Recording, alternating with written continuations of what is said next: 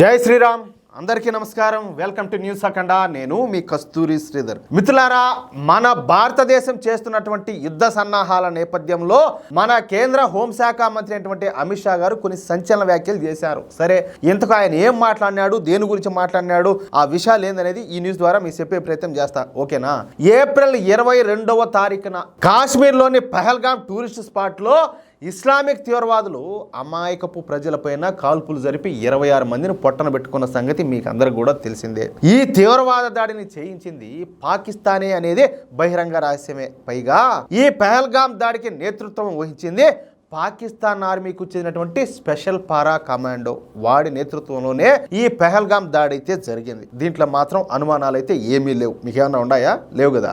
సరే, అంతేకాకుండా ఈ దాడికి పాల్పడ్డ తీవ్రవాదులందరూ కూడా శాటిలైట్ ఫోన్లలోనూ స్పెషల్ యాప్లలోనూ ఈ పాకిస్తాన్లోని కరాచీలో ఉన్నటువంటి తమ చీఫ్లతో మాట్లాడినట్టు మన భారత్ అయితే సాక్ష్యాధారాలను సేకరించింది. ఇకపోతే ఈ పహల్గామ్ దాడిని మన కేంద్ర హోంశాఖ ఎన్ఐఏకి అప్పగించింది. ఇక రంగంలోకి దిగినటువంటి ఎన్ఐఏ ఏకంగా 45 మంది అత్యున్నత స్థాయి అధికారులతో ఈ దాడికి సంబంధించినటువంటి ఇన్వెస్టిగేషన్ అయితే చేపడుతుంది. ఇకపోతే ఈ పహల్గామ్ దాడిలో పాల్గొన్న తీవ్రవాదులు 2-3 రోజుల ముందుగానే ఆ ప్రాంతానికి వచ్చి టెస్ట్ వేసినట్టు ఎన్ఐఏ అయితే గుర్తించింది. ఇలా 2-3 రోజుల ముందే పహల్గామ్కు వచ్చినటువంటి తీవ్రవాదులకు పహల్గామ్లోని ఈ స్థానిక ముస్లింలు ఆశ్రయం కల్పించినట్టు ఎన్ఐఏ అయితే పసిగట్టేసింది. దీంతో ఇప్పటి వరకు ఏకంగా 2500 మంది ఈ పహల్గామ్లో ఉన్నటువంటి స్థానిక ముస్లిం యువకులను అరెస్ట్ చేసి విచారిస్తున్నారు. ఏది?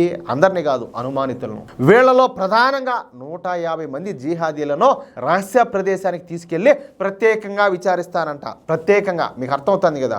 ఇకపోతే ఈ పహల్గామ్ దాడికి ముందు పాకిస్తాన్ నుంచి కాశ్మీర్కు ఎన్ని కాల్స్ అయితే వచ్చినాయి, శాటిలైట్ ఫోన్లను ఎంతమంది ఉపయోగించారు, ఎవరెవరు శాటిలైట్ ఫోన్లను ఉపయోగించారు, ఈ కాశ్మీరీ జిహాదీలు ఎటువంటి యాప్లను వినియోగించారు, అందులో ఎటువంటి మెసేజ్లు పంపించారు అన్న విషయాలపైన మన ఎన్ఐఏ లోతుగా దర్యాప్తు అయితే చేస్తుంది. ఇప్పటి వరకు ఈ విషయాలన్నింటినీ కూడా మానిటర్ చేస్తూ వచ్చేటువంటి కేంద్ర హోంశాఖ మంత్రి వర్యులైనటువంటి అమిత్ షా గారు ఇప్పుడు నేరుగా రంగంలోకి దిగిపోయినారు. నిన్న ఢిల్లీలో జరిగినటువంటి బోడో సామాజికవేత్త అయినటువంటి ఉపేంద్రనాథ్ బ్రహ్మ గారి విగ్రహావిష్కరణలో పాల్గొన్నటువంటి అమిత్ షా గారు మాట్లాడుతా, పహల్గామ్ దాడి గురించి మీకు అందరికీ తెలుసు, అది ఒక పిరికి పంద చర్య. అంటే మగవాళ్ళు చేసేటటువంటి పనులు ఇవన్నీ కూడా మగవాళ్ళు చేసే పనులు కాదు. నిరాయుధులైనటువంటి సాధారణ ప్రజలపైన తీవ్రవాదులు కాల్పులు జరపడం నిజంగా సిగ్గుమాలిన చర్య. ఏదో కాల్పులు జరిపినాం, విజయం సాధించినాం అనుకుంటే సరిపోదు. అసలు సినిమా ముందున్నది. చెప్పాలంటే అదేదో ఒకసారి మీరు చెప్తూ ఉంటారు, ముందున్నది ముసళ్ళ పండుగ అన్నట్టు. అట్ట ముందున్నది మీకు అందరూ కూడా. అసలు యుద్ధం అంటే ఏంటో మేము ఇప్పుడు తీవ్రవాదులకు వాళ్ళు పెంచి పోషించే తోడేళ్లకు రుచి చూపిస్తాము. అర్థమవుతుందా?